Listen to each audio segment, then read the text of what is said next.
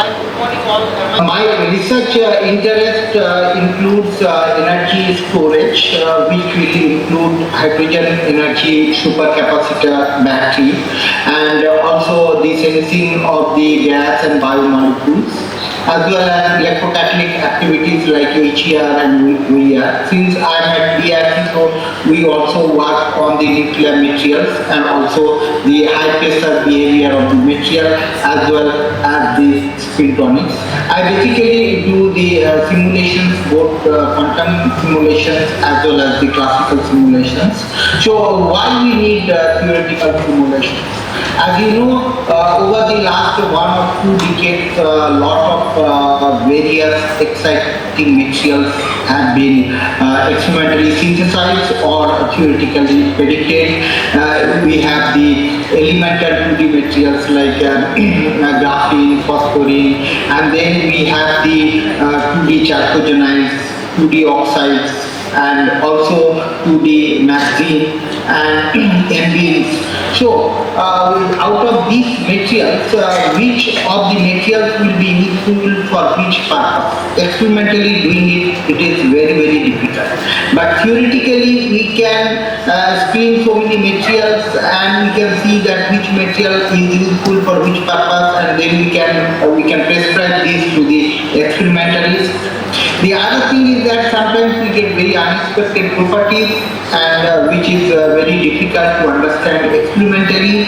Theoretically, we can get very nice electronic structures or orbital interactions, and also theoretically we can also predict the new materials and which later get experimentally synthesized. So the 2D materials can be used as an electronics and optoelectronics and energy storage as well as sensing and also for the drug delivery.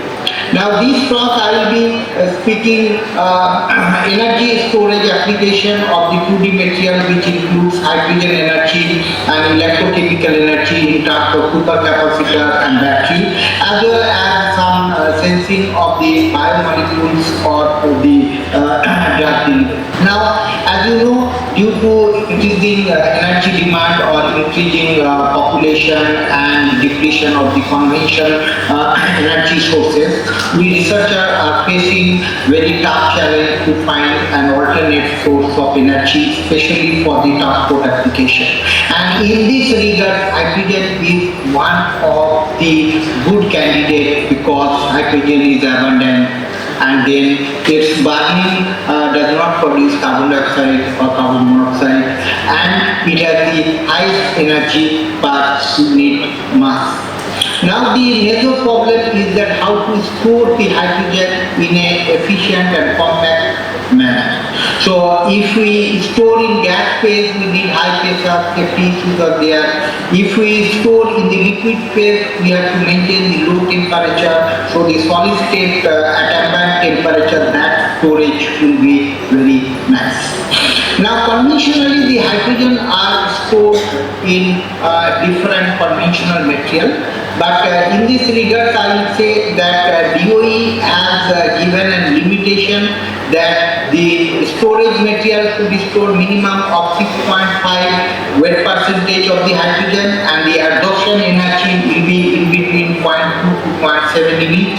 If the adsorption energy is less than 0.2 eV, the hydrogen will come out before you use, and if the adsorption energy is more than 0.7 eV, so you need lot of energy to bring that hydrogen to use. Conventionally, the metal alloy has used, but they have a lot of mass, and that's why the weight percentage is very low. Then the metal hydride, their weight percentage is good, but the hydrogens are bonded very strongly with the metal, so the resorption temperature is very high. Second thing is that zeolite, they can absorb at low temperatures only, and then metal organic framework, their also weight percentage is low. So what should be the future hydrogen storage material which can absorb the hydrogen more than 6.5 weight percentage, and they can store the hydrogen at room temperature. So the absorption energy need to be increased. So people explore the different nanomaterials for the hydrogen storage, although they have a very high surface area and lot of interaction sites, but unfortunately the nanomaterial, the light element based nanomaterial, let's say carbon based nanomaterial or the boron and carbon nitrogen based nanomaterial, they are absorption is very weak. They absorb weak physisorption and the hydrogen goes out at room temperature. So if we want to use that these nanomaterials, then we have to increase the absorption energy. So how to increase the hydrogen absorption energy? One is by metal doping on the pure carbon or boron based 2D material. Another is that if you can substitute the boron or the carbon with the nitrogen or the carbon with the both combination of boron or nitrogen, we have seen that hydrogen absorption increases. And the third thing is that without any doping, if we can put the stain on the 2D material or the pressure on the 3D materials, then hydrogen absorption will increase. So these lead to different types of absorption mechanism. So first one is that unassisted physisorption. So here absorption is due to van der Waals interaction. The second thing is that if we add the metal, then the metal gives the charge to the 2D material like graphene, and then metal becomes cation and the system becomes anion. So there will be a development of electric field. That electric field induces polarization and that enhances the van der Waals interaction, that is called affiliated physisorption.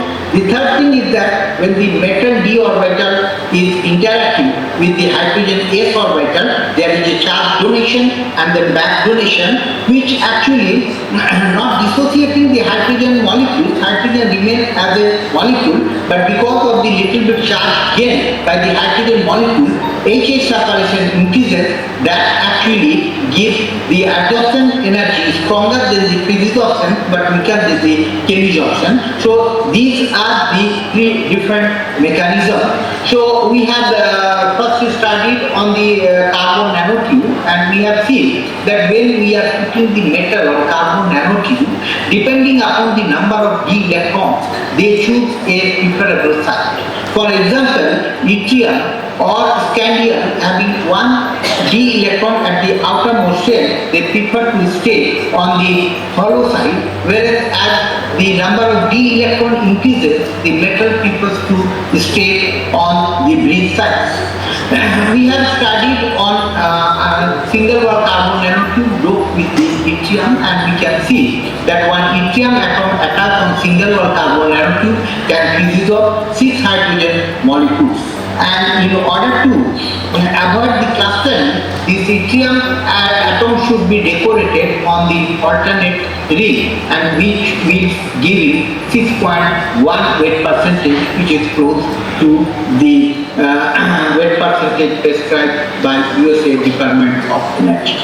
Now here the metal should be bonded very strong, and it should not go out at room temperature or even the highest desorption temperature. So we have checked that with molecular dynamic simulations, and even here we can see the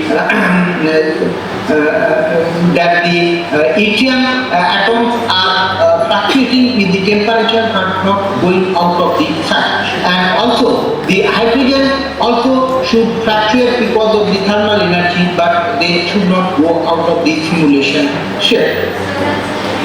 And we compared a series of transition metal, and we have come to a conclusion that lower the number of d electrons, higher is the hydrogen absorption. And we have also checked with the experimental hydrogen storage on metal decorated multi-wall carbon nanotubes, and we can see that the theoretical predictions are reasonably good. Now if you have a 2-dimensional two-dimensional material like the graphene, so you can put the metal both on the upper surface and the lower surface, and the hydrogen absorption increases. Here we have seen that with the jaded doped graphene, we are getting around 11 weight percentage, and absorption energy is minus 0.34, which is exactly in the middle between 0.2 and 0.7 as prescribed by the DOE.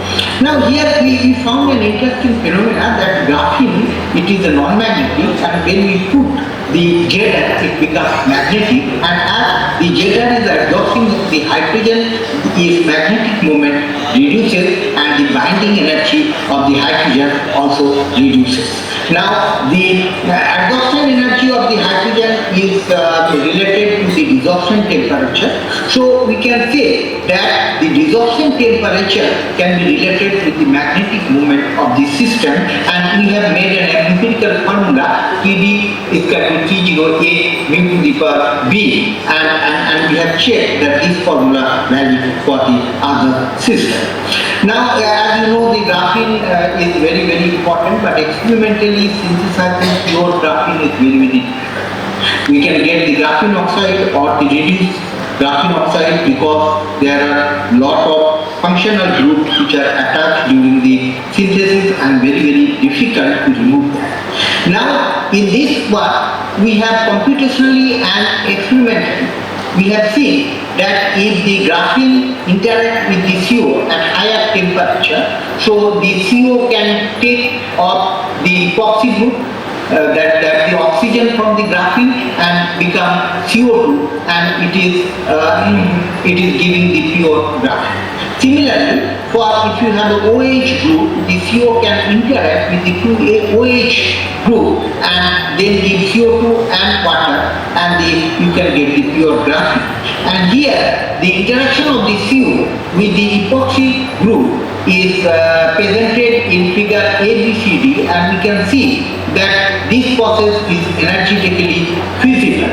And on the right hand side, we have the oxygen pedos when it is attached on the graphene oxide, which is a continuous graphene like pedos. But when it is coming out, we can see the discrete state. So that also says that the oxygen has been removed from the graphene oxide.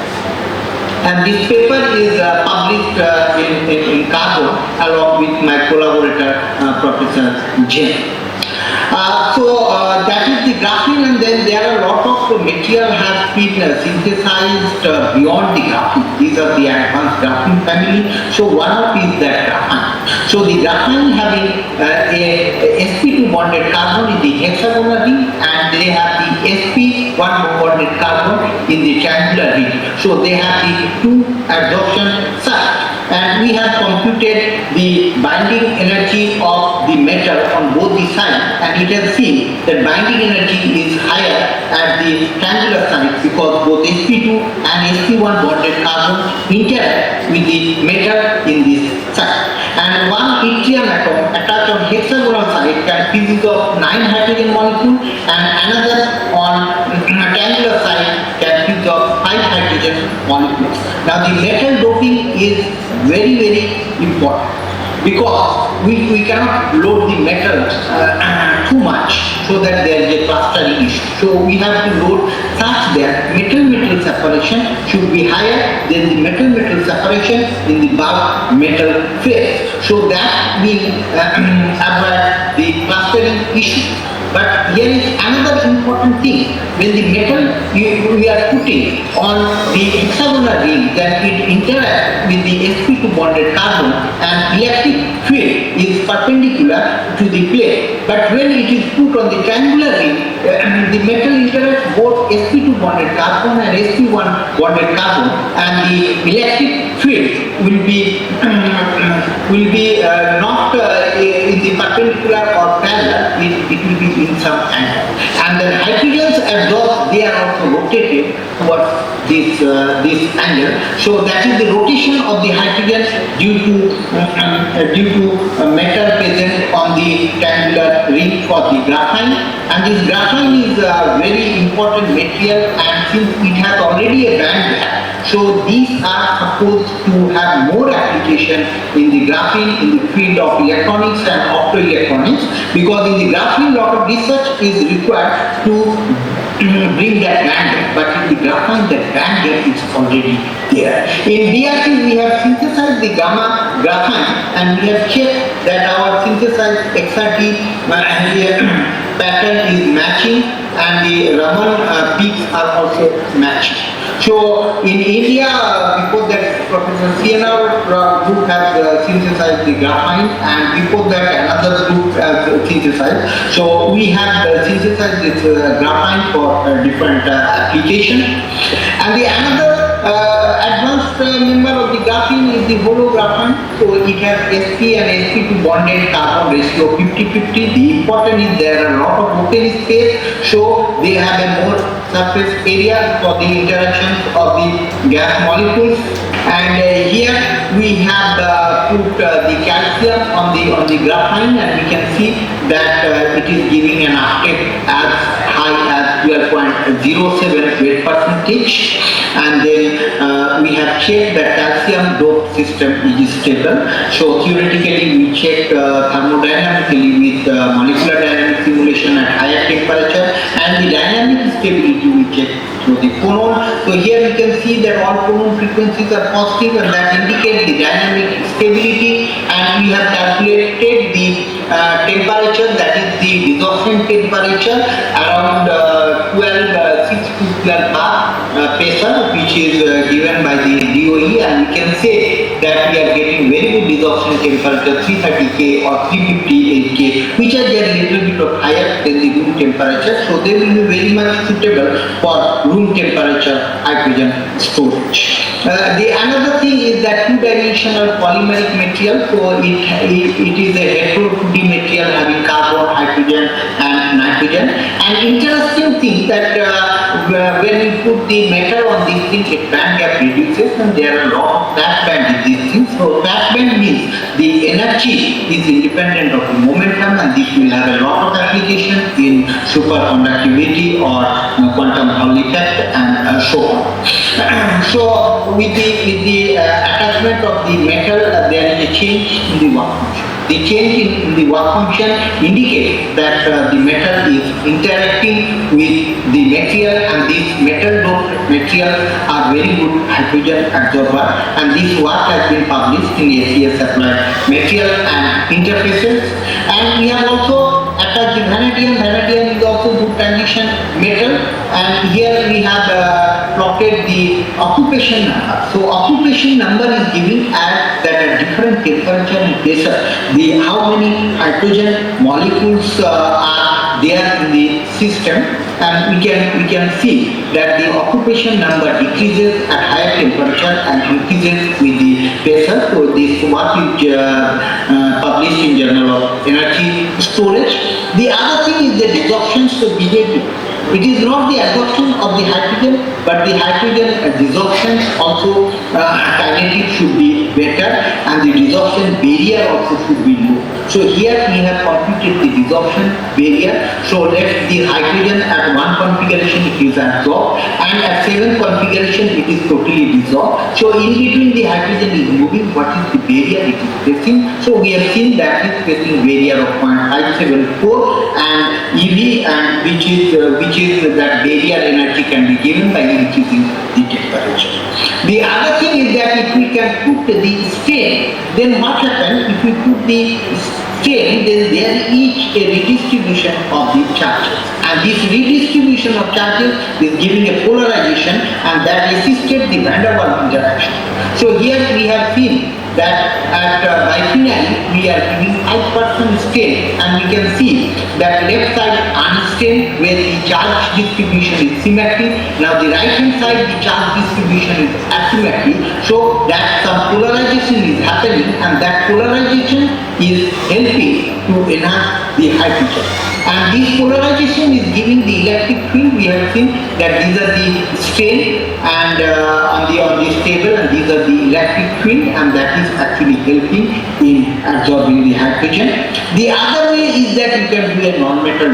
There is no question of the clustering, and when you have a 2D carbon system, if you can do various combination of boron-boron or boron-nitrogen, we can see the absorption energy is increasing. For the this time it is minus 0.116, but when we have NNB, we have 0.26. And this process is also happening because we have NP doping, and then there is the charge redistribution, and because of that there is a polarization, and you get new active site where the absorption energy is more. So this is another work of the graphidine experimentally synthesized, and there also we have put a stain. We have put very small stain which is within the elastic limit, and with that stain the absorption energy increases, and that is also happening because of the polarization. So thing is that we have how much minutes left for so thing is that we have done hydrogen storage on different systems, and these are what we really predicted. I'm very happy if any of the experimental guys can take any of the system and start with the hydrogen storage. So the next is the energy storage in terms of electrochemical energy storage. So one is the supercapacitor. So the metal oxides generally they are very good, but their conductivity is very poor. So if we can put the metal oxide with the graphene oxide, so the conductivity increases, and here we have seen with the PD doping, the supercapacitance performance has increased. So MOO3 with the RGO, we are getting a very good supercapacitance, and this is because the carbon 2p orbital, they are also taking part in the charge storage. The another work we have done that beta NiMO4 and the alpha NiMO4, and we have seen that the beta NiMO4 having the enhanced density of state at the valence band and MT40 orbital, so which is giving the better supercapacitance performance. The supercapacitance performance is also dependent by the phase. So the phase which are having larger open space of the channel, so they will be giving better charge storage performance. Now we have the 2D magazine. So lots of work is going on the magazine and with the 2D chalcogenide. So here we have done one work on VAC2 and the magazine, and we have seen in the hybrid, the diffusion energy barrier for the electrolyte ions is very less, and also the quantum capacitance is also very high. Because of that, we are getting the higher charge storage performance. And this is one of the book published by the NOVA, 2D metallic transition metal dichalcogenide fundamental and application. So that gives a lot of information regarding the 2D transition metals. And one of the 2D transition metal MOSSE, we have written a review article, and which is published in Advanced Powder Material with impact factor 28.6, and Professor Nandakumar is also part of that work. This is the insight theoretical regarding the supercapacitor in a book chapters, and these are some review articles published in Journal of Material Chemistry. Now the other form of the energy storage is the lithium-ion battery. So thing is that theoretically, what are the things we can provide for the battery? We can provide the absorption energy of the ion, storage capacity, diffusion energy barrier, open circuit voltage, and diffusion coefficient. So here one important thing that when you are studying the lithium-ion battery or the sodium-ion battery, the metal's binding energy should be lower than the cohesive energy. The second thing, metal-metal separation in the battery material should be higher than the metal-metal separations in their bulk phase. So here we have studied on BN4, and we have put the lithium, and we can get a theoretical capacity of 824 milliampere per gram, and the paper is just recently published in PCCP. So these are the diffusion energy variant, and to match with the experimental work, we have also used the solvent model, and we have seen that with the solvent model we are getting reasonable binding energy and the capacity. So I will skip this part and I will come to the other part, let's say sensing. So now there are a lot of demand for the glucose sensing, and the transition metal based oxides are using for the glucose sensor. It is because the glucose gives the energy to the transition metal, and the transition metal has a different energy state. They can change their charge state by taking the charge and again giving this charge to the electrolyte. By that they can interact as a redox reaction, and they are very good. We have studied the glucose sensing for the different metal, and here we have seen that PD doped NiCO is the glucose sensor. Doped NiCO4, so the PD is there is a charge transfer from the PD to the oxygen that could be orbitals of the glucose, and that charge transfer increases with the PD doped, and that's why the sensitivity increases. There are some other biomolecules like catechol and acetylene and metal doped holographine for the catechol sensing, and we have seen that titanium doped catechol is good absorber, is giving good binding energy and then good absorption energy. We have also studied on the nitrobenzene, which has also health hazard, and that sensing is required. And we have studied the transition doped MOS2, and we have seen the interaction between nitrobenzene and MOS2 is very weak. But if we put the metal doping, the interaction becomes strong. And the best thing is the titanium decorated MOS2, which is a good sensor for the nitrobenzene. We have studied on H2S sensing on two-dimensional PMCC, that is the transition metal carbon chalcodiide, and we can see we are getting very good absorption energy and the recovery time. So this is one of the review articles on the sensing, and the 2D materials they can also use for the dark. So in order to use for the dark silver, the 2D material should be dissolved in the water, so that once the drug is going out, so that the 2D material will be coming out from the body. That is one thing, and then the absorption energy of the drug, that should be very sensitive to the pH value of the organ. So we have to decide that which organ the drug is targeted, and the drug should dissolve only on that organ, on that pH value, not the other organs. So we have studied the anti-cancer drug cisplatin, how biphenyl 2D material can carry this drug to do these things. And so I acknowledge my the collaborators and my student, and also I acknowledge my supervisor and mentor, Dr.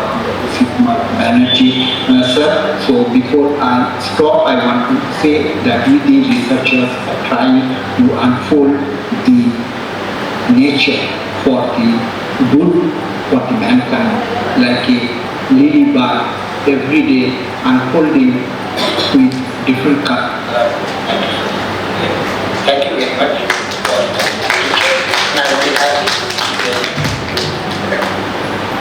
Thank you very much. Can you hear me? Can you hear me? Yes. Okay. So, is there any question in the audience? Yes. So, is it audible? Is it audible? Am I audible? Okay. I think no. He can't, right? I'm Either. No. Yeah. There only it is. I have a couple of questions regarding the sensors, H2S sensors and nitrobenzene sensors. So those are electrochemical sensors that you are proposing, right? So what about the selectivity? Because there are several species which is closely related to nitrobenzene. So how far they are selective, and what will be the energy difference?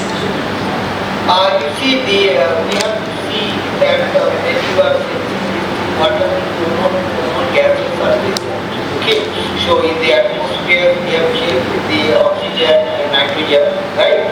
And the interactions of the those gas molecules is quite less compared to that nitrogen and the catalyst.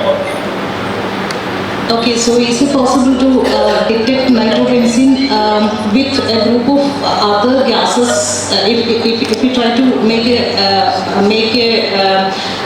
system of gases, and can it selectively detect nitrobenzene? Can you repeat it? Let's say you have so many other gases, right? Ah, yes, yes. Yeah. So thing is that we have checked that for the other gases the interaction energy is much less than the nitrogen. Okay. That's a large body. Yeah.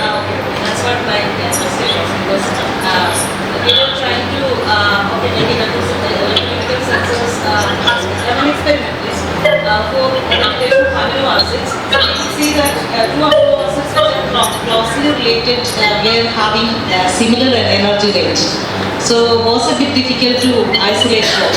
So that's why I asked the same thing. Yeah, that is there, but then there are some of the let's say material you can put which repel the other gases. Let's say you want you are interested for the nitrogen, but if you see the selectivity, some of the gases is very high. Okay, so then you can see that some material you can put which will repel that gas molecule. It will help detect the signal for the Okay, thank you. I can be here, so. I was just wondering, among the 2D materials you showed several 2D materials for the storage of hydrogen. So which one achieves the best performance in terms of volume storage? And so you want to ask which is the metal for the hydrogen reaction, right? Am I correct? can you hear me? Yeah, so you are asking that which is the metal for hydrogen reaction, right? Yeah, I was wondering which volume to weight you can achieve with the 2D materials you showed, because you said that we want something like 6%. So is it something which is achievable with the material shown? Yeah. So thing is that we have tried the now thing is that the transition metals which are early in the group, let's say less number of the electron, let's say scandium having one electron in 3D orbital, or yttrium having one electron in 4D orbital, or the titanium in Jada. So they are fusion transformers. But practically the thing is that life is not so simple. Now you see from the experimental side, those metals are having a lot of oxygen in them. That means that you have a let's say graphene and the metal, and then oxygen is coming. The oxygen can sit on the metal. So then there is a competition. There is a competition between the hydrogen and the oxygen, and then we have to see the metal which are having less oxygen interference are good. Now if you see the experimental studies, the experimental people are studying on the PD or nickel which has less oxygen interference. So we have to make a balance where the hydrogen absorption is good as well as the oxygen interference is also less. So I can say the vanadium will be very good because it is on the middle, it has less oxygen interference, and also the absorption energy is also reasonably good. So you can consider some transition metal on the middle of the periodic table like vanadium or niobium. They will be very good from both experimentally and theoretical point of view. But in the hydrogen storage, I have told some other technique. For example, instead of putting the metal, if you substitute carbon with the nitrogen, their hydrogen absorption is increasing and there is no metal. So there is no clustering effect, and the cost is also less, and the weight is also less. So non-metal substitution, one of the good ways. The other way is if you can put the strain, then you don't have to do the doping and you don't have to have the metal doping. So these these are the three ways, but as per the metal is considered, the transition metal in the middle of the row legs having 3 or 4 deep electrons, they will be optimum because their oxygen interference is less and hydrogen absorption is also reasonably good. Okay. Thank you. Yeah, if you have more queries, you can mail me also. So I am writing my email ID in the chat box, or Dr. Parvati can share my email ID. So that will be very good. If you have more queries and other things, that will be good. And whatever system we have studied, I am looking for some experimentalists who can do some experimental study on those systems. So if anybody interested, can email me. Thank you very much, Dr. Chakraborty, for this very interesting talk and for sharing your email. If anybody else has got some more questions. So how do we go now? Yeah, okay, thank you, and then I will be happy if you have more questions, or if you want to have theoretical support on your work on hydrogen storage or the supercapacitor or battery or the sensing. You are most welcome. Thank you very much. Okay, thank you. Long live India and France friendship.